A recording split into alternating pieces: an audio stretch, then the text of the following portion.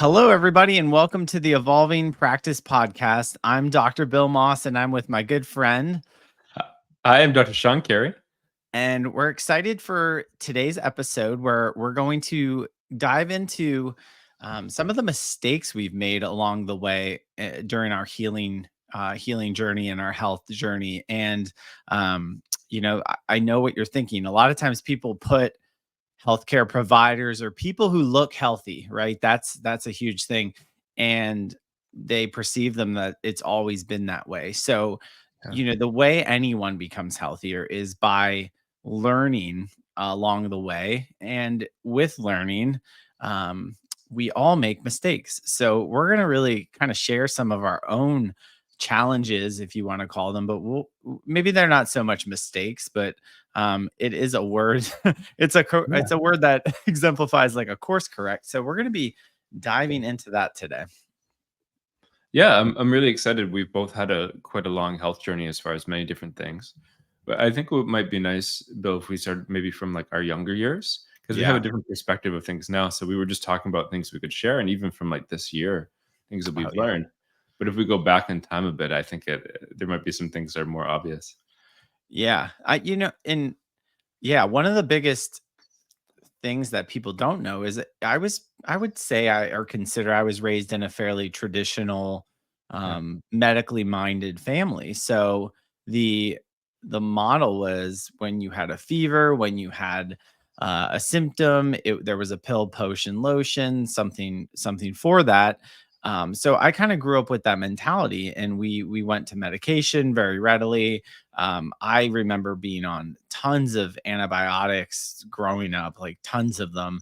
I had asthma, I had allergies, and we didn't really explore, quote, alternative ways of doing that. And I think part of the first lesson that is good to recognize is a lot of our initial views of healing and health definitely come from our upbringing, and not right or wrong. Like this helps me understand the other side, because it's when people come and meet me and they're like, oh well, of course you're that way. It's like, no, I wasn't always this way. I had there was a pharmaceutical or medical solution for everything that I had going on growing up. So I learned a lot about that system. That was my experience as well. It wasn't like I didn't come from a very holistic family in terms of alternative care. That wasn't even really as common back then. Yeah. But yeah, when I grew up, it was the same thing. If you were sick, you went to the doctor and you got antibiotics, and maybe you drank like Pedialyte or whatever sugar flavored water that was, and there really wasn't a lot much else to it. And like I didn't know anything about alternative health. I didn't know anything about healing. I started to learn some nutrition when I was in high school, but my understanding of it was very different then. Me Like, too, me too. And you know what's yeah, interesting about that? Maybe you had glimmers of this, but I was the one. I think we had health class for the first time in middle school, and I remember really enjoying the concepts of it, because up to that point, it's not like I ever considered what was healthier or not. I was of decent weight, right? yeah, Weight is one of those things that no matter, even kids are a little bit more attuned to like yeah. weight and size and that sort of thing. But I remember getting into middle school and being like, you explore the food pyramid and all this. And I was the person in high school that started to change my family's like eating habits, Wow. because I was curious and I learned some Yeah, information, and I was kind of the catalyst for, I was a distance runner, and my coach was like, "Don't drink soda. It's gonna like rob you of oxygen and this and that." yeah, And I don't know if he said that or I made that up in my mind, but I remember basically being like, "You're not gonna perform as well if you're drinking soda." So that was one change I remember making in high school, and I just didn't really drink it that often, at least in yeah. season. But yeah, I was kind of like you said, interested or first introduced into this idea or concept of like, I'm gonna look at my nutrition. Yeah. Yeah, and I remember back when I was first getting exposed to that, it was, like just eating protein bars and that stuff all the time, but a lot of it was packed with sugar, a lot of it was packed with Right. chemicals, and it was the way I'd approach it now is just so different. Like now I'm much more concerned with eating whole foods or not. Like I try to do most single ingredient foods. Yeah. And like if all I eat a lot of meat, I'll go to local farm and get it. Like, I like Mm, to be able to buy it from, the farmer, I know that it was yep. raised well, and it really doesn't matter as much how many, grams of protein or that type of thing. Like, Yeah. I also don't avoid sugar, like, when I like fruit and honey, Mhm. but other than that, I really am not getting, much sugar at all. It's very rare for me to do that at this point. Like, Yeah. I like the single ingredients without the chemicals, that are sourced locally, and then I cook pretty simply. Like, my food tastes really good, but a part of that for me is the selection of the food. Like, I like going to the grocery store, the farm, Mm. picking out the different things, and just kind of, it's like you can get a tomato, but if you take a moment, you can go and get the tomato that's really, really good. Yeah. Yeah, You know, it's funny you said that. I when I was a kid, I love grocery shopping. Like, I yeah, don't love a lot of chores and things, yeah, like washing the dish. That's I love grocery shopping. And I was as a kid, this probably, dates back to I used to go with my mom. I remember when my sister was like school age and I was still more at home, I would yeah. go grocery shopping with my mom and I would name all of the people that worked there for the sections that they worked in. So, like, there was Banana Man and Yogurt Man, and, I remember forming these relationships with these people, and I gave them the Oh, name. wow. So, I always really enjoyed going to the grocery store and Yeah, selecting items and food.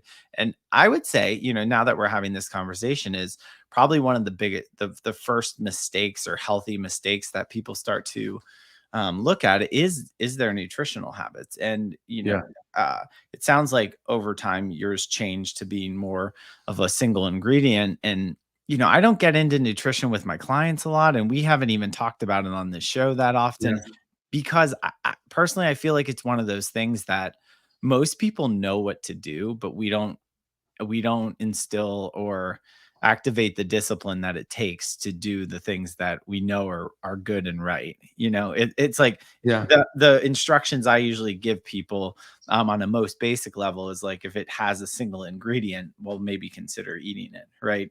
Um, There's so much misinformation, especially like there's been so many misinformation campaigns for diet for people. Like, even the food pyramid itself is so off compared to what actually is like probably the optimal human diet. right. And like, people just they really get in traps with misinformation.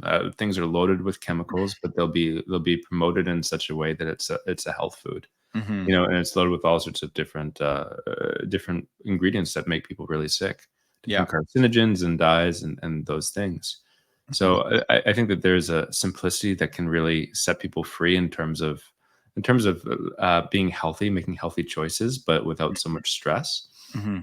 And when I was in college, I wanted to become a nutrition professor at one point. Hmm. So when I was an undergrad, that's basically what I was studying. Then I got exposed to chiropractic, maybe like halfway, two-thirds of the way through. And I had this professor. His name was John Bagnulo. I was just fascinated by this guy. He like hiked Everest and did all these things. He used to go into the main mountains like in wintertime. He'd hike there with his dogs, build an igloo, and then just like camp out in the wintertime. Just Wow. a super cool guy. Knew how all the different foods like affected all the biochemistry of his body, like what it would do for hormones, what it would do for Mm. immune system, all those things. Yeah. I was really interested by the effect you could have, like that superhuman type effect with food. Mm. But for me, one of the areas that it became a mistake was it was easy to like hyper focus on Yeah. it, or where it just like it can become too dominant a thing. Yeah. Yeah, and I believe it throws people off a lot. Yeah, If you look on Instagram and TikTok or whatever, there is a million types of diets, and they work for people and then they don't work for people. But I feel like we've really conflict made nutrition and yeah, exercise like so complex that, and I even find this in myself, is like I won't do anything. Like, yeah, if I wanna work out, if I consume too much understanding of working out or weight training or lifting, it's like I'll think too much about it and then be like, "Well, I'm not gonna do it well enough, so therefore maybe I won't do this thing." And it's yeah, like, whoa, because if you move your body and do some resistance training every day and, like, yeah, you commit to 15 minutes and then you end up going longer because you like it, there's so much more in what's gonna stick in the long run. So I guess yeah, one of the big mistakes I don't know if I'd call it a mistake, but one of the things that um, I I didn't do early was, stick to stuff, and maybe like Yeah, wander and try too many things and then not succeed. So I think part of the mistaking is finding a rhythm that works for you. And it's a shame because when people do find something that works for them, sometimes we don't accept the like that's just my way and it really yeah, works. yeah, We'll either try to justify it or then define why other people's ways of doing things are so wrong. And that's why you yeah, see like carnivores fighting vegans and all this stuff. And it's, you know what I mean? Just like yeah, people on different ends of the spectrum being like, this is the way. And it's like, well, maybe yeah. in the moment it's right for you, but later down the line, that's not going to work as much. Yeah, well, what a huge piece of wisdom there to share is that, it's something that can change. Like our bodies are changing all the time. Yeah.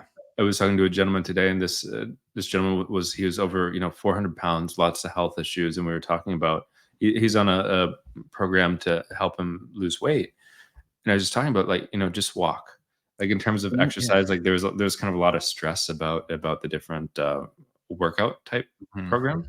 Mhm. And it's like, no, just walk. Like that's all you gotta do. Just walk. You'll have a simple, healthy diet.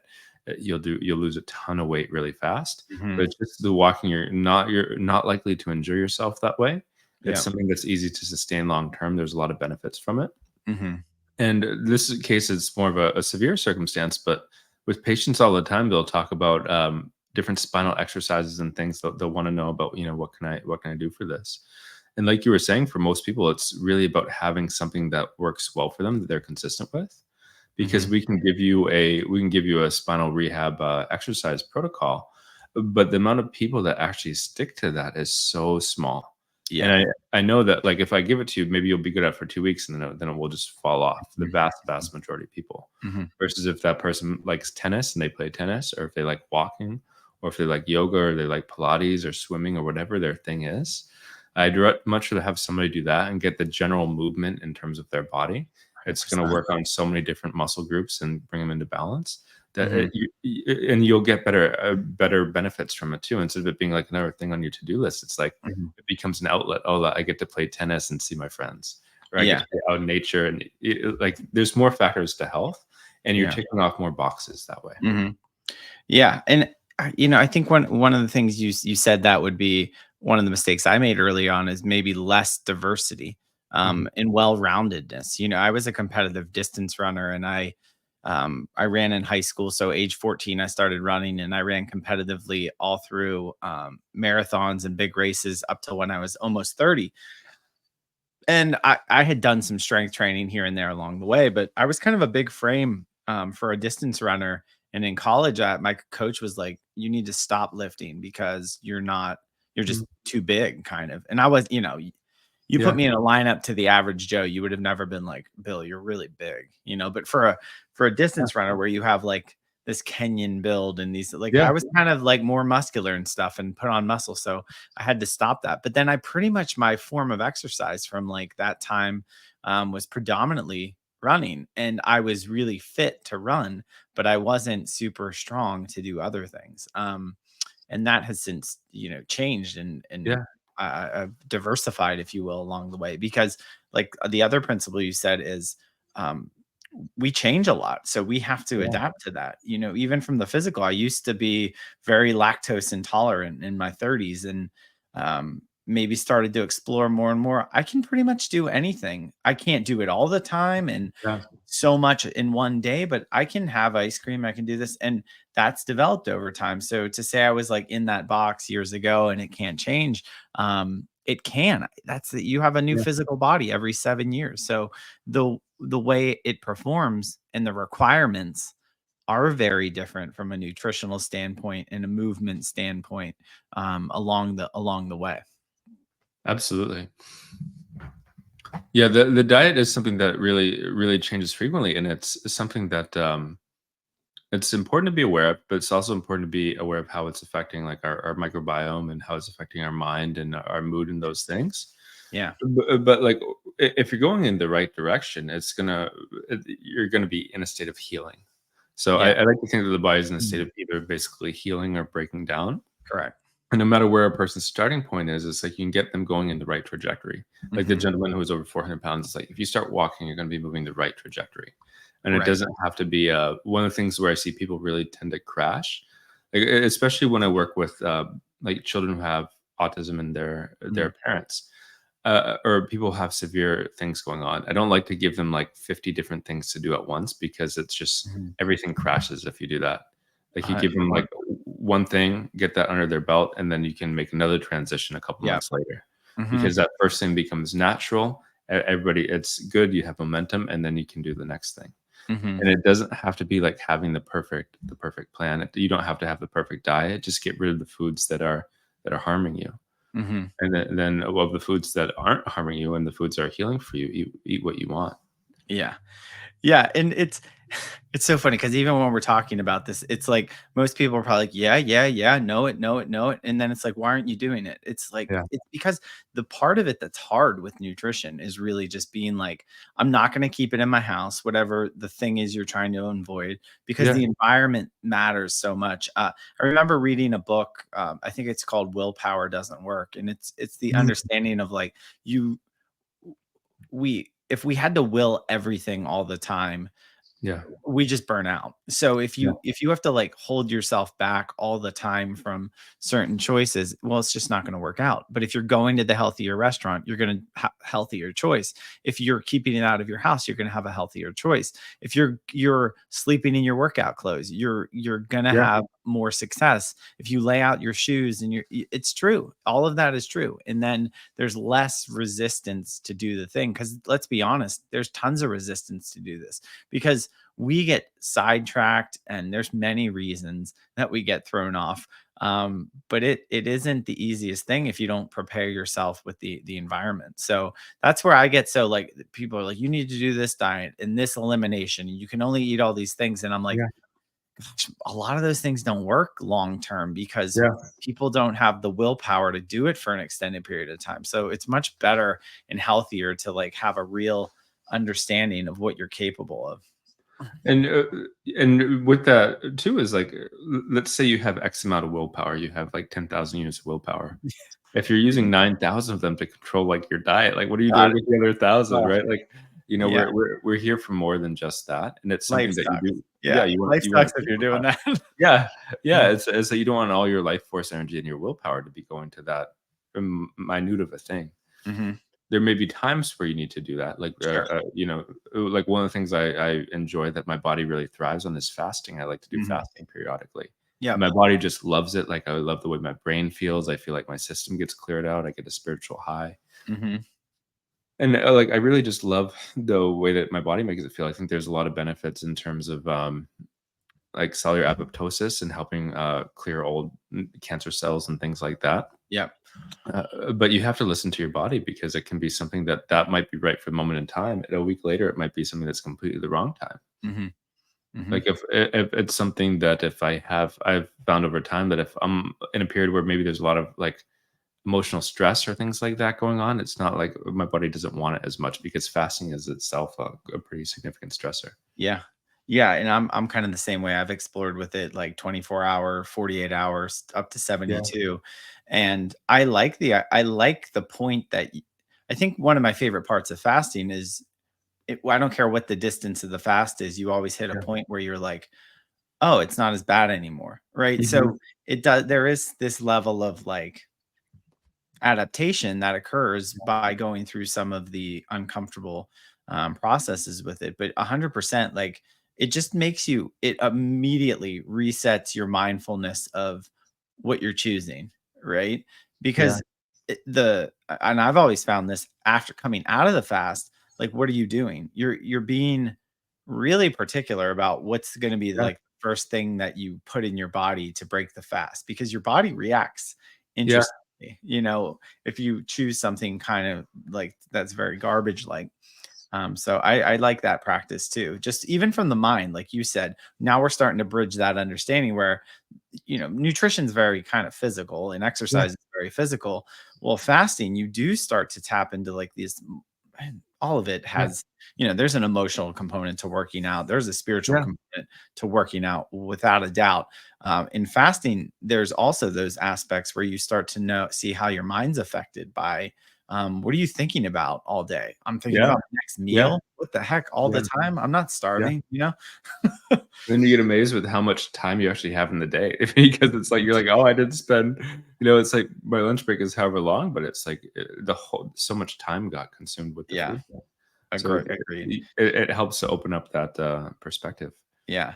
Well, I think that kind of, I'm going to lead into, I think one of my other earlier mistakes is, just looking at the physical aspects of what I was doing. A Yeah.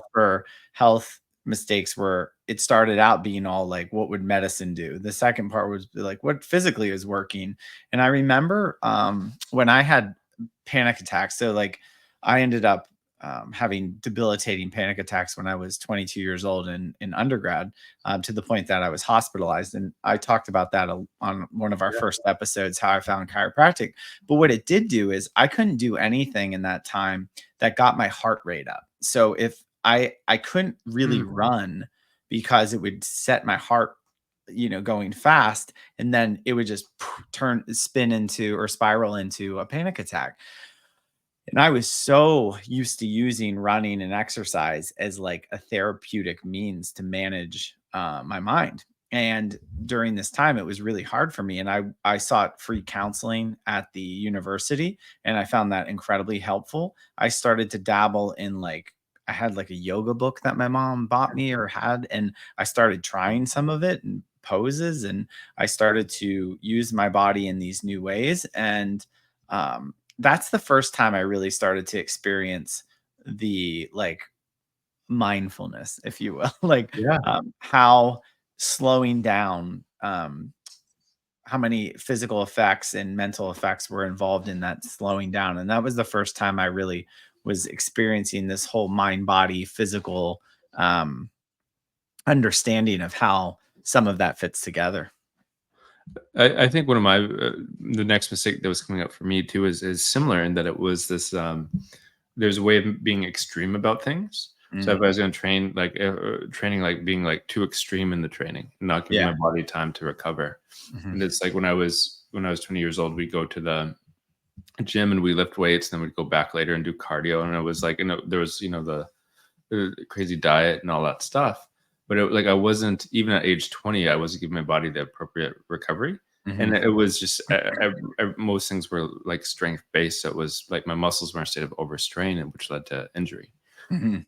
And so it's oftentimes really easy to get like singular focused when health is such a multi-pronged thing. Yeah. And like the flexibility is important, the stretching is important, the rest is important, Mhm. and then the resistance piece and the pushing yourself piece is important.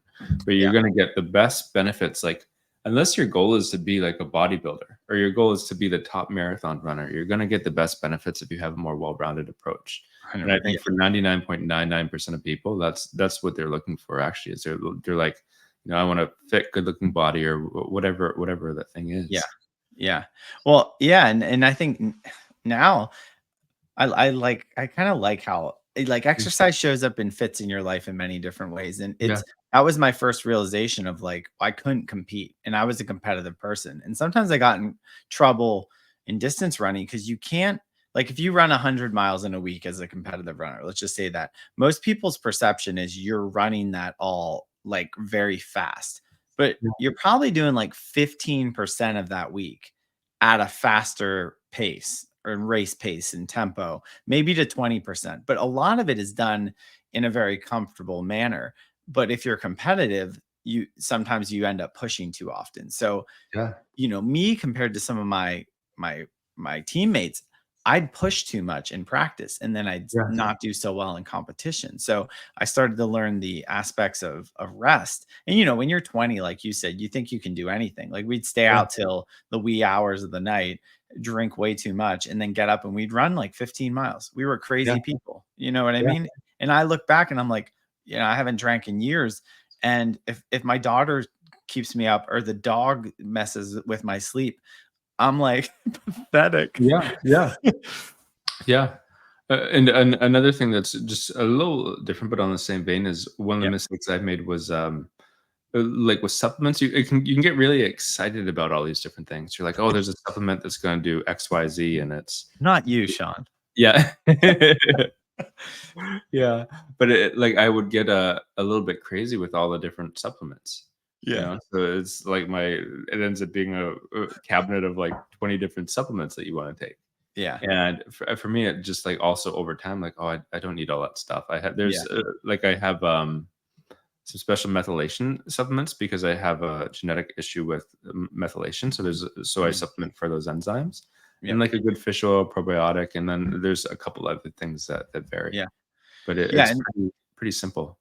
this episode will probably lend itself into we were gonna do, like, our top 5 favorite health things Yeah. that we do on a regular basis now, because I've messed with supplementation, but, um, yeah, over the years, and I never got too into it, but I've always been curious of what are, like, the ones that are gonna Yeah. make the biggest difference over time, um, for sure. And Yeah. then, I think one of the we talk a lot about chiropractic, and then we're also spiritual guides and healers. I think a lot of the maxing out in the physical way also started to help me look like deeper, like I wanted to understand the mind body connection. I was always Yeah. fascinated with that in running, and there's a lot of books and a lot of research surrounding mental performance and mental Yeah. training or rehearsal. That's the Yeah. term I'm looking for. And even when people would rehearse whatever sport they were going to do, and somebody would walk them through almost like in a guided meditation state, their muscle fibers would actually like fire in the Mm. way that they were going to compete. So if you had a visual of a course or your event or what the court was going to be like, you could mentally practice and there would be benefits of that. And so I think through that running process, I started to learn about mental rehearsal, which led me to meditation. I think meditation was the first practice that I really started to become more curious of how, what are um, the greater advantages and benefits of, a spiritual practice to Yeah. balance this physical nature of who we are. Yeah. I would say mistake for me was not doing that sooner too, Me too. because I got maybe I started exploring it on a more serious basis around like 27 or 28. I'm 39 now. I Mm, started probably getting really into it around age 30. yeah. It was one of those things. If I had started younger, it would have just like it would have helped me in so many different ways.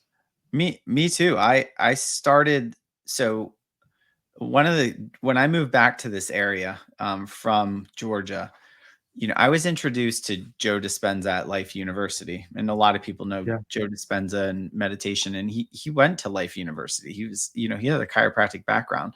And when I moved back to this area where I live in Pennsylvania, Reading, I joined this networking group, and one of the gentlemen in the group was a coach with him. He worked with Mm. Joe Dispenza, and he did his own executive coaching and Yeah. some of the methods. And I was like, wow, that's curious that this guy's in my group. And there was another guy in there who taught, he didn't call it transcendental meditation, but it's transcendental meditation. And he used to work at Deepak Chopra's health center up in the Massachusetts area, or like Mm. the Boston region. And he actually Wayne Dyer credited him as being his first meditation teacher. Isn't that Wow. crazy? Yeah. Yeah.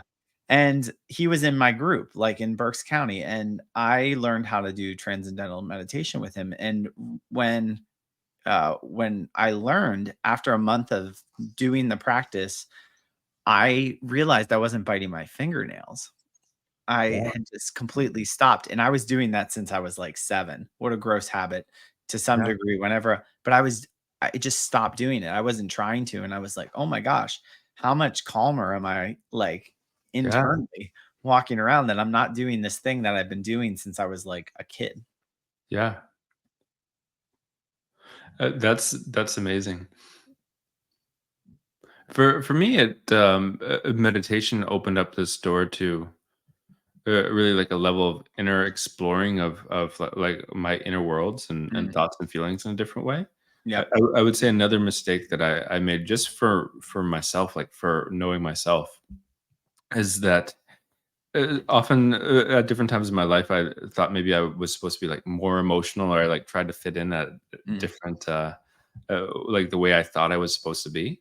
mhm, And I've learned in time that it's like actually the way I do best is just having like kind of like simple activities where it's like I get to process my emotions by doing something. mm, And that was something that Sovereign System Stave, who's one of the heads of the mystery school, he shared some information about that with men, and that was something I really identified with. yeah. Was that like, oh, like if I like during COVID, when COVID happened, I was really stressed because we're chiropractors in Massachusetts was a very restricted state at that time. You know, Mhm, you can't do like Zoom adjustments or anything like that. So I didn't know how things were going to work out. But I spent a lot of time in the yard and weed whacking, and I made a garden for the first time, and all mm, these pieces, which for me it allowed me to process the stress and emotions in a healthy way. Whereas just trying to like talk about it, wouldn't necessarily give me the same relief, mm, or the same relief and the same sense of completion as when you physically exert yourself with something, and then mm, you're just like, okay, I let that thing go. mhm. Yeah. Yeah, it's when and I feel like the idea of this mistake is we obviously were very curious, Yeah, so about healing and the multiple components of it. And I think probably my biggest mistake is to not you, I didn't have a model so we went and explored. But I think if people are finding themselves doing that, well, it's like you want to understand the whole aspect of a human being. And I think that's what eventually led probably to some degree and to some depth to the studying of the mysteries and understanding who we are, not yeah, just our physical matter. And, when I first got to empower myself, it was like, it's kind of like the manual for understanding who you are as a spiritual, physical being in this reality, navigating through it, where your roots are, how to take care of yeah, yourself in multiple levels. And um, now, fast forward like the last bunch of years, it's like we're always fine tuning that relationship between taking care of our physical body, our soul, yeah. and our spirit, right? Yeah, absolutely. And there's still things that I took that class 9 years ago, maybe Mm, 8 or 9 years ago, and there's still all these different things that I'm working with from it. Like I have my daily mhm, practices that I do, but mhm. then there are all of these other aspects that I'm working on perfecting more. And Yeah. there's just such a relationship between like our spirit, yeah, our soul and our emotions, and then our physical body and our mind as well, and the level of peace that we have. And if your system's under a state of high stress, like there's so much research, it's just really irrefutable. Like if you're under chronic high Mm, stress, your system's just going to be breaking down. Like we need those periods where we can have the system be in a relaxed state. And one of those things that can be so helpful is prayer or mhm. meditation. Like pick your flavor, but Yeah. whatever the spiritual practice is. For us, it's been studying the mysteries has been really fulfilling, and prayer, meditation are parts of that.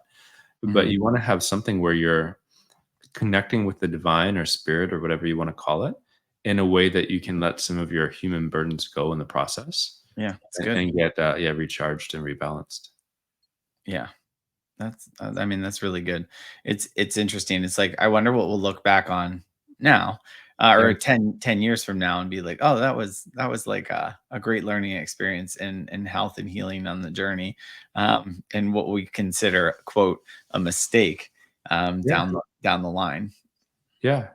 Yeah, and, like, physical health, like, we sometimes you talk about, like, health is the greatest wealth, uh, Yeah. but there have been times in my life where it's like, no, I had to kind of put my health on the back burner to, like, accomplish a goal. Like, I Mhm. remember we moved our, office to a new location. It was, like, 4 or 5 days or something like that, where had to leave the old office, move into the new space, fix up a house during, like, this time period, take Mhm. all the lead lining out of the old X-ray room, Mm. like get a like there was just these periods where you're going to be under extreme stress, Yeah.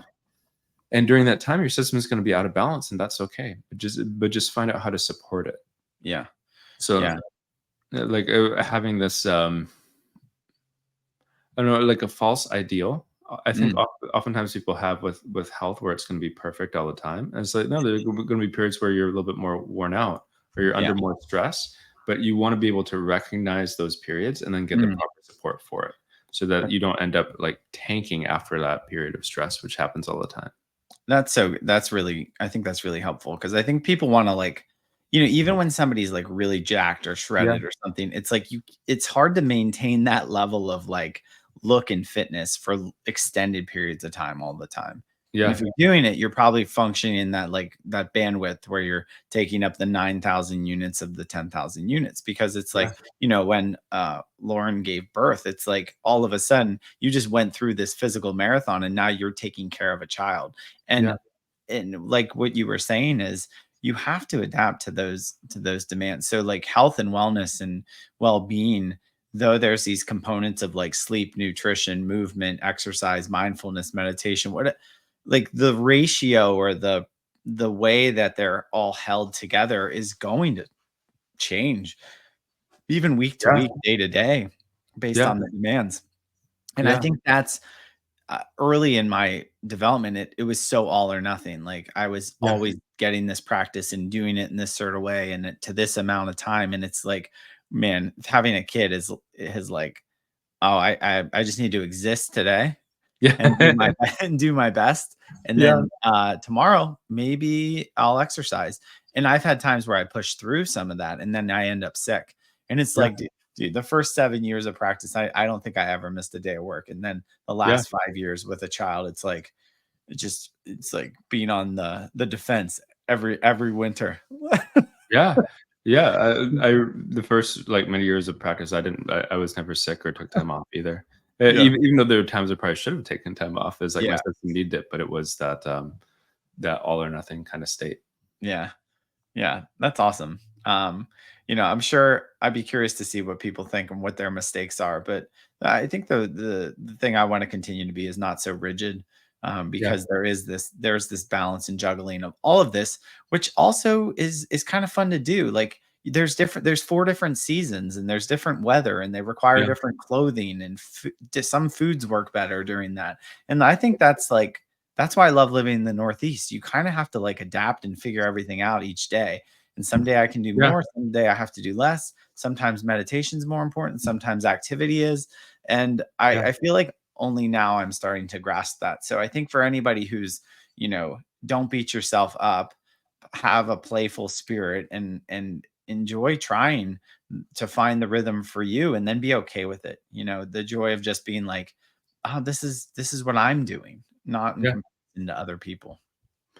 I think the thing that's been helping me the most with what you're talking about is the shamanic training that we do. Yeah. Because there's a way that it connects you to the physical world and to the cycles of the physical world, like you're talking Mhm. about.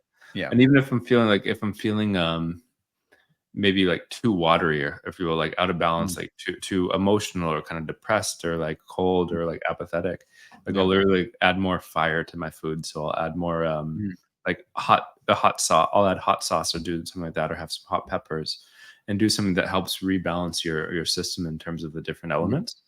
I really appreciate traditional Chinese medicine, Ayurveda, Mhm. and acupuncture for how they work with that because they all really connect to those systems. Yeah. That we actually our system is it's really important to have balance in our system in terms of the different elements, these different centers. Like Mhm. acupuncture, there's different elements, and there's also the different like organ systems need to be in balance. And I think that's something that has huge value. Like with chiropractic, we talk about balance primarily from the structure perspective, but there are these other systems, and you want to be able to check these systems on a daily basis and be like, okay, like how am I doing emotionally? How am Yeah. I doing spiritually? How am I doing mentally? How am I doing physically? What do I need today? Mm. Mhm. That's And awesome. yeah, and there are like days like man, where I think the healthy thing might be to like go have an ice cream because you just had like something where, maybe like you're a little bit down or you're celebrating something and you've been really strict with the diet and the friends are going to do it and it's Yeah. like a celebration or a special moment with your kid. Yeah. Like it doesn't health is many things. Yeah. It's so true. And maybe that's a good place to wrap up with it. But like my friend Tommy John, he used to always say like, because the people that we get so rigid about, like, I Yeah. never have ice cream. And he was like, a happy donut always beats a sad salad. And Yeah. I just love that term because you know, the other day, dude, I don't know if you ever the ice cream man came through Yeah. our neighborhood, like, and we could hear it. We had the windows open, and Lauren's like, "That's the ice cream man." And we're like, "Ava, do you know what the ice cream truck is?" And she's like, "No." And Lauren just like takes off running and gets everyone ice cream. And it was Yeah. like the coolest thing. And we heard the song, and the guy was like ready to take off. And it was Yeah. this whole thing. And there was like so much fun and joy and the ice Oh, cream. Dude, totally. I heard him yesterday, and I'm like, "Where is the ice cream man Yeah. is back in town," and he was probably looking for Lauren again. Yeah. And Ava will remember that like a year from now. It's like you remember the time the ice cream truck came, and she'd be like, That's "Absolutely." that song Yeah. hits. It just stays with you forever. It's the Yeah. same song. So, um, yeah, there's healing in the ice cream man song too. Yeah. Yeah, and our relationship with the social world is so important too. That's a huge aspect of this. Yeah. And, sometimes our health journeys require us to be a little bit more inward, and sometimes it's a little bit more outward, but that's another aspect that we need to balance. Like the Awesome. elements in like body, soul, and spirit. There are these Yeah. different components that health, to a certain extent, comes from a state of equilibrium. Like if you're wanting to develop muscle mass, you're going to have to push past resistance, Mhm. and that's a component. But you want to be able to hold that balanced state, I think, to really have optimal health. Yeah. Yeah. So I think the moral of the story is like mistakes are the opportunities for learning. So don't be Yeah. afraid to try things and continue. So this was a fun one to explore. I feel like there's a lot of topics that we hit into that will be, almost like full length episodes Yeah. as we go forward. Um, yeah, that was great. Excellent. Awesome. Yeah. Thank you all so much for joining us. Please like, share, and subscribe.